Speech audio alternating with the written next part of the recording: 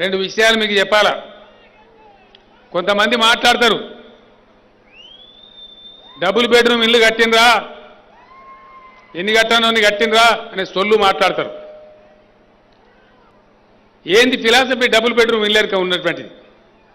వాళ్ళ కాలంలో ఇల్లు కడితే ఎట్లా ఉన్నాయో మీరు చూసినారు, ఏ విధంగా ఉన్నాయో మీరు చూసినారు. వాటిలో అప్పులు ఎవరికి ఫ్రీగా కట్టలే. చాలా సంవత్సరాలు తుమ్మల నాగేశ్వరరావు గారు మేము ఎమ్మెల్యేగా పనిచేసినాం కలిసి. ఎండిఓ ఆఫీస్ వాళ్ళు వసూలుకు వస్తే వాళ్ళు ఇల్లు వదిలిపెట్టి పరిగెత్తాలి, మేము పైరవీలు చేయాలి, వారు దర్వాజాలు బీకేయటం.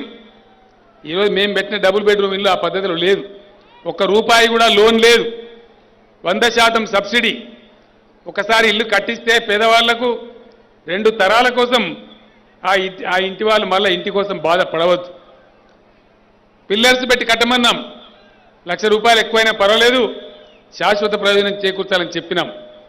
ఆ ఇంట్లో ఒక డబ్బా లాంటి ఒక రూమ్ కట్టడం కాదు, ఇంట్లో ఉండే ఆడవాళ్ళ యొక్క ఆత్మగౌరవం, పసిపిల్లల యొక్క ఆత్మగౌరవం, మహిళల యొక్క ఆత్మగౌరవం పెంపొందించాలి. It is to improve the dignity of the poor అని నేను ఢిల్లీలో జరిగిన మీటింగ్లో కూడా చెప్పడం జరిగింది.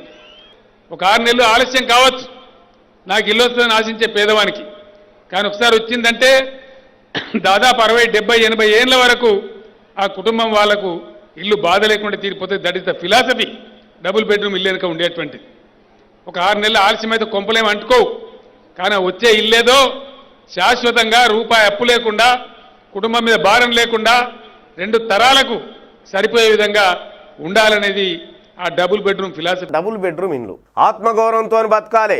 అల్లుడొస్తే తేడమంటాడు, కోడిపిల్లని ఆడగట్టేస్తావు. గొర్రెపిల్లు ఉంటే కోడిపిల్లని ఆడగమ్ముతావు, గొర్రెపిల్లని ఆడగట్టేస్తావు. ఎట్లుండాలి ఇల్లు? ఇగో ఇట్లుండాలి చూడుర్రి. డబుల్ బెడ్రూమ్ ఇల్లు అంటే ఎట్లుండాలంటే ఇగో మెదక్ జిల్లాలో ఇట్లుండాలి చూడు.